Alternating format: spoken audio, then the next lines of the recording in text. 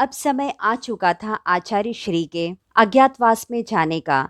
अज्ञातवास में जाने से पूर्व अक्टूबर 1959 से ही अखंड ज्योति का कार्यभार माताजी संभाल रही थीं। अखंड ज्योति और अन्य साहित्य के संपादन का कार्य पूर्णतः माताजी ही संभाल रही थीं। आचार्य श्री अपना अधिकतर समय आर्ष साहित्य के संपादन, प्रकाशन और अनुवाद में ही लगा रहे थे। अज्ञातवास में जाने से पूर्व उनकी भेंट विनोबा भावे जी से हुई थी। विनोबा भावे जी उस समय हिमालय की यात्रा करके पंजाब आए थे।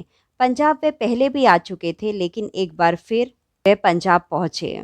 विनोबा जी जब कश्मीर में थे तो डाकू मानसिंह के पुत्र तहसीलदार सिंह का उन्हें एक पत्र मिला था, जिसमें लिखा था कि उन्हें फांसी की सज़ा हो चुकी है और वह अपने मरने से पूर्व विनोबा जी से मिलना चाहते हैं।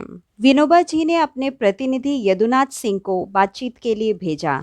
यदुनाथ सिंह नैनीताल गए और वहां अन्य डाकुओं से भी मिले। अन्य डाकुओं ने उनके सामने एक प्रस्ताव रखा कि यदि विनोबा जी यहाँ आएंगे, हमारे क्षेत्र की यात्रा करेंगे, तो हम में से कई डाकू आत्मसमर्पण करेंगे। इस तरह नैनी और चंबल की यात्रा कर कर यदुनाथ सिंह जब वापस लौटे तो पूरा वृतांत, पूरी घटना उन्होंने विनोबा जी को बताई। विनोबा जी को लगा कि इस तरह से डाकुओं का तो हृदय परिवर्तन संभव है। डाकू की जो समस्या उस समय भारत में व्याप्त थी, उसका अंत इस हृदय परिवर्तन द्वारा किया जा सकता है। इसीलिए वे अलग अलग क्षेत्र में वहाँ के मनस्वी व्यक्तियों से मिलना चाहते थे। इस तरह विनोबा भावे जी उत्तर प्रदेश होते हुए मध्य प्रदेश की यात्रा के लिए जाने वाले थे। उत्तर प्रदेश में मथुरा और आगरा भी उनकी सूची में था। विनोबा जी को जब पता चला कि इस आगामी वसंत पंचमी के बाद आचार्य श्री अज्ञातवास में जाने वाले हैं, तो उन्होंने आचार्य श्री को मिलने का संदेशा भिजवाया। उस संदेशे में आचार्य श्री को उन्होंने पंजाब में भेंट करने के लिए बुलाया था। आचार्य श्री को विनोबा जी का जैसे ही निमंत्रण मिला, उन्होंने तुरंत इसे स्वीकार कर लिया। गुरुदेव ने यह जानना भी नहीं चाहा कि भेंट में किस विषय पर चर्चा होगी। उस समय विनोबा जी पंजाब के कई हिस्सों में पदयात्रा पर थे। आचार्य श्री और विनोबा भावे जी की भेंट रास्ते में ही हुई। आचार्य श्री भी उस पद यात्रा में शामिल हो गए। दोपहर 11 बजे के करीब विनोबा जी ने एक स्थान पर अपना पड़ाव डाला। वहीं पर सामूहिक प्रार्थना के बाद वे विश्राम करने एक कमरे में चले गए। उन्होंने आचार्य श्री को भी उसी कमरे में बुलाया। आचार्य श्री विनोबा जी से मिले और उन्हें कहा कि हम बाद में बात कर लेंगे, आप थोड़ा आराम कर लीजिए। तो बाबा ने कहा, आराम का मतलब शरीर को थोड़ा ढीला छोड़ देना है, सो जाना नहीं। लेकिन जब प्रिय विषयों पर चर्चा होती है तो मन, मस्तिष्क और तन को आराम ही मिलता है, हम थकते नहीं हैं। इसके बाद दोनों में बातचीत आरंभ हुई। विनोबा भावे जी ने आचार्य श्री को चंबल यात्रा के बारे में बताया। उन्होंने कहा, डाकुओं को सुधरने का अवसर देना चाहिए।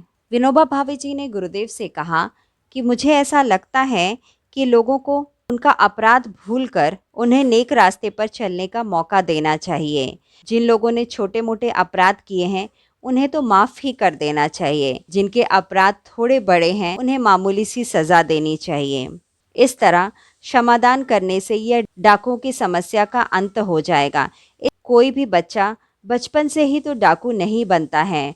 शोषण, कंजूसी, क्रूरता के कारण ही वह डाकू बनता है। यदि हम किसी बुरे इंसान के साथ भी प्रेम का व्यवहार रखेंगे, दया और क्षमा का भाव रखेंगे, वह भी तो अच्छे इंसान में परिवर्तित हो सकता है। आचार्य श्री क्षमादान से असहमत थे।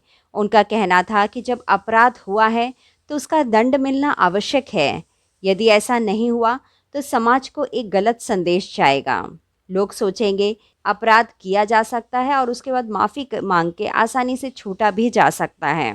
हमें समाज के सामने एक उदाहरण रखना चाहिए कि अपराध के बाद सज़ा तो मिलेगी ही। फिर विनोबा जी ने कहा कि आप तो आचार्य हैं, आप जानते होंगे कि हृदय परिवर्तन तो होता है।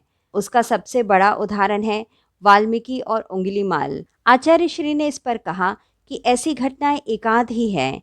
इन लोगों ने घनघोर प्रायश्चित भी किया था। आचार्य श्री के इस बात को सुनने के बाद संपूर्ण आनंद जी, जो कि उस समय उत्तर प्रदेश के मुख्यमंत्री थे, और कैलाश नाथ काटजू, मध्य प्रदेश के। उन दोनों को गुरुदेव का विचार बहुत पसंद आया।